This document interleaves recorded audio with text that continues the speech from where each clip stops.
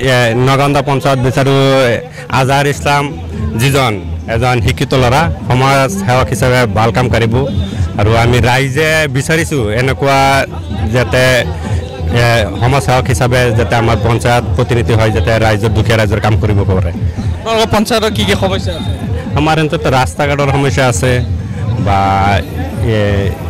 Latrine পিছত এগ্ৰিমেণ্টৰ গড়ৰ বহুত কিবা সমস্যা আছে বা দুখীয়া মানুহৰ ধৰক ৰেচন কাৰ্ড পোৱা নাই বা বৃদ্ধ পেঞ্চনৰ আছে বুঢ়া মানুহৰ সেইবিলাক সমস্যাই যাতে সমাধান কৰিব পাৰে আমি ৰাইজে আজহাৰক বিচাৰিছোঁ। আপোনালোকৰ প্ৰাৰ্থীগৰাকীয়ে সমাধান কৰিব পাৰিব?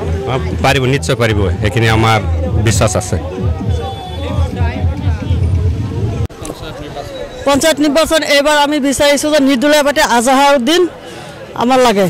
কোন পঞ্চায়ত? তো নগাঁও পঞ্চায়ত। আপোনালোকৰ পঞ্চায়তৰ কি সমস্যা আছে? সমস্যা আছে, বহুত আছে। আমাৰ ৰাস্তাৰ সমস্যা আছে, ৱাৰ্ডৰ সমস্যা আছে, বহুত সমস্যা আছে। কেইটা কম তোমাক? আপোনালোকৰ কি মূল সমস্যা কি? মূল সমস্যা আমাৰ ৰাস্তা ঘাটৰ সমস্যা। ৰাস্তা ঘাটৰ সমস্যা সমাধান হ'ব লাগে, আপোনাৰ সমাধান হ'ব লাগে। আজহাৰুদ্দিন জিকিলে আমাৰ ৰাস্তাটো সমস্যা সমাধান হ'ব বুলি আশা কৰিছোঁ আৰু আমাৰ ৰাইজে আজহাৰুদ্দিনক মানে আশাটো দিছোঁ আৰু আমি সকলো ৰাইজে ভোট দি পেলাই আজহাৰক জিকাব পাৰিলে আমাৰ ৰাস্তা ঘাট বহুত বেয়া ৰাস্তা আছে আমাৰ গাঁৱৰ ফালে, সেইখিনি আমাৰ লাগে। আমাৰ কংগ্ৰেছৰ দালালি নালাগে। কংগ্ৰেছক বহুত ভোট দিছোঁ, বহুত দালালি কৰিছে, আমি সেইবিলাক দালালিক আৰু পাত্তা নিদিওঁ। আমাৰ আজহাৰ কংগ্ৰেছে টকাৰে ভোট কিনা বুলি ইতিমধ্যে অভিযোগ উত্থাপন হৈছে। কিনি আছে সিহঁতে, সুকান্ত হিচাপে ভোট কিনি আছে, পইচা দি আছে, ভোট কিনি আছে। এতিয়া আমি কি কৰিম? পইচা দি আছে, আমি পইচা নিদিওঁ।